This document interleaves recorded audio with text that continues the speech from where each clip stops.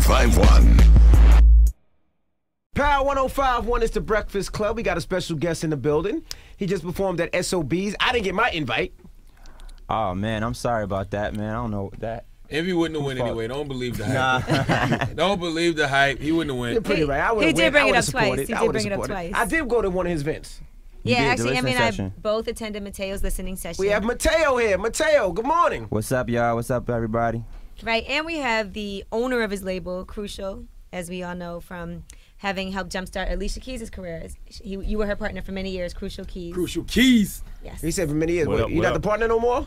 No, still the partner. Exactly. You don't say that he was. Okay, I don't know. I didn't know if you guys. It's 50-50 split till we die. I had got a press release before saying the company was disbanded and that you were starting your own thing. Now they pricked each other fingers with blood and touched. They good. I mean, are y'all related? Because Crucial Keys, Alicia Keys, like what was that? Well, Crucial Keys is the production company name. Yeah, it's Crucial and Keys. Yeah. Oh. So I'm Kerry Crucial Brothers. I thought that was his last name too. You know, they kind of put it together. All right, so that is still happening. I don't know why I got a press release that said that. No. That's still happening, except I'm branching off, starting my own label, which is Crucial Noise, and Mateo's the premier artist. Right, and you actually have Alicia Keys on Mateo's first single. Right. I noticed. How much she charge you for that? I'm just kidding, your partner. Hopefully nothing, exactly. Whatever you charge, you got half. So, Mateo, we were actually at your listening session, and we had a chance to see you perform live.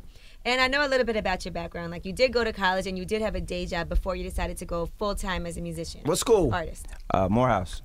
Oh, black school. All black guys school. Yeah, but it's across the street from all girls school. Okay, exactly. You know what he was trying to imply to you. Don't let him play. Don't let him play you, man. You know what I mean? No, I mean, went to college, had a job, a 9-to-5, hated every minute of it, and then decided to do music.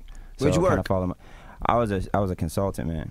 There's nothing exciting about that, actually. A consultant for what?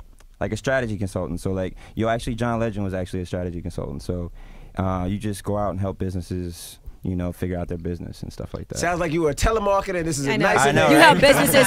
He said you help businesses figure out their businesses. What was your major?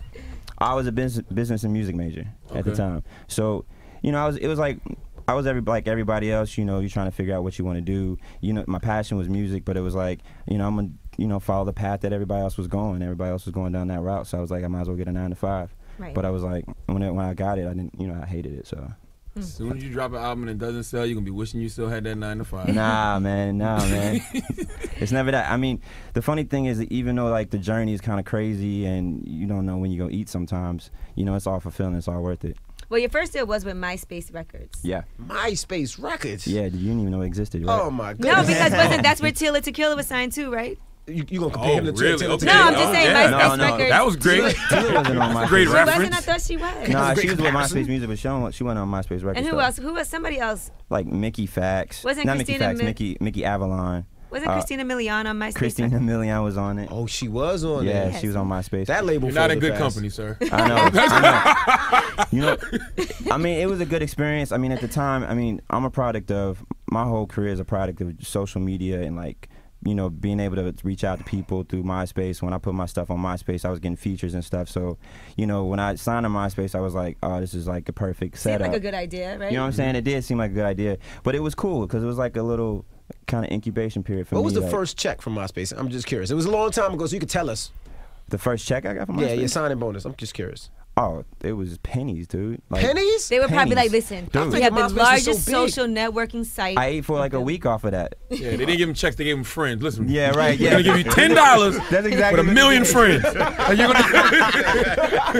Yo, you're right. Actually, it was like that. I mean, the funny thing about it is I kind of felt like, I thought it was going to be a place where they're going to be real kind of innovative and stuff like that, but it ultimately I was just getting promoted across MySpace, and then, MySpace was like falling off. And I know that's the problem with social networking sites. Like when they fall off, they fall off. Like nobody goes back to old social networking It's like sites. A club, you know what I mean? When that club falls off, Absolutely. You know what I'm saying? Everybody's going somewhere else. It's a wrap. So, but it was a good period for me, and I got to meet Crucial in that.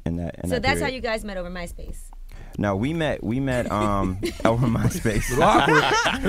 Yeah, I sent Crucial a message on MySpace. I met him through Caduce, who used to be a VJ on TRL. I remember Caduce. Yeah. And Caduce was trying to get Crucial to do a remix from me for a record I had called Complicated.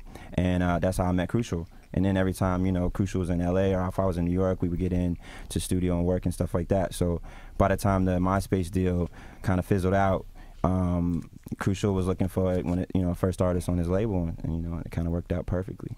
All right. Now, for you, Crucial, what made you decide it was a time for you to start your own label? I mean, you've worked with Alicia for so long, and it seems like that was really your main focus. But was there a reason why you said, you know what, now it's time for me to do my own thing? Well, you know, it gets to a point where you want to just branch off and do more things, you know. I didn't want to just pigeonhole myself with one thing, and it was more about, like, however I can help the game more. And there wasn't no guys out that was really doing anything. When I heard Mateo's voice and I heard how he wrote, I said, you know, this is a perfect chance, and we always got to try to get up. And I said, the only way to make him priority, if he becomes my artist, I'll start my own thing, and then I can go full time with it. Mm-hmm. Now, in case you guys don't know, you know Crucial used to be a rapper himself. No way. MC. What? He did? What was your rap name? Crucial. Oh. Crucial Being, actually. I had a tag name to it. What was it? Crucial Being. Sounds Crucial conscious. Being. Yeah. Yeah. All right, so Mateo, you also come from a family of musicians. Yeah, yeah. My grandfather was a kind of big jazz blues guitarist, who was really big. He actually worked at King's Records in Cincinnati, Ohio. So he played for like James Brown, Charles Brown, and then my grandmother, who actually was at the show last night, she was a touring singer. She's like a diva to this day. She still came. She probably would have jumped on stage and pushed me off last night if I would have let her. But yeah, I mean, she's like that. Like, she's bold. You know what I mean? Diana Ross style. But just come from a family musician, so it was like, you're gonna do something in music. You know, we're gonna force you to perform every holiday, even though you don't want to. And that's how it kind of happened. Went down. All right, so what's the plan now for the album? Well, we just put out the single "Say It So."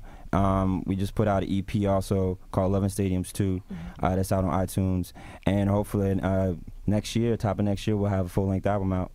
Working it out.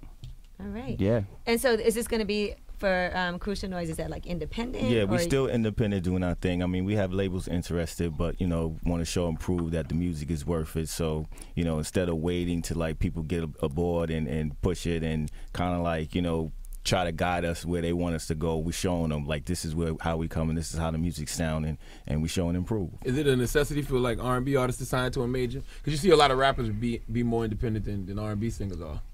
Do you need the label behind an R&B artist more so? More maintenance maybe? Well, labels right now is just like, you know, they just banks, and even now the banks are even lower. But like, if you want to be a household name right away, it is important to be with a major. But other than that, you know, if you good at what you do, you're a good performer. It's really about getting on those networks, being with an independent, and keep doing shows, because that's where the money at anyway. Yeah. I mean, and right now, I mean, we've been doing pretty good, just, you know, pushing it independent and like getting the buzz out there and getting the, you know, song played on radio. So I mean, we've been doing a good job ourselves. So, you know what I'm saying? Nice to have that big machine though. Yeah, it's nice to have absolutely. right here, this guy right here. Let me get some of that money, Crucial. That's right. That's what that pat on the back was. That's right. Keep kicking out that money, man. So All right, well, Crucial's Mateo. here. Now, what are we working on? No mixtapes? What are we doing? What's next? So as I said, we got the single out right now. We just dropped the EP that has, you know, this the single on it, and it has a couple other songs, so people get a gist of kind You of got what the some music great is. collaborations too. Yeah, we did a collab not only with you know, having Alicia on the record and Swizz on the record, but we got Guapole on one of the mixtape records that we put out earlier this year, and we got some more collabs that's gonna come out. It's gonna be dope. It's gonna be crazy. Okay, we look forward to that. Give them the Twitter so they can find you if they need to find you. Yo, it's at Mateo Online, and hit me up at MateoOnline.com. Okay. It's the Breakfast Yes, Club sir. on Power 105.1. Mateo and Crucial. Yeah.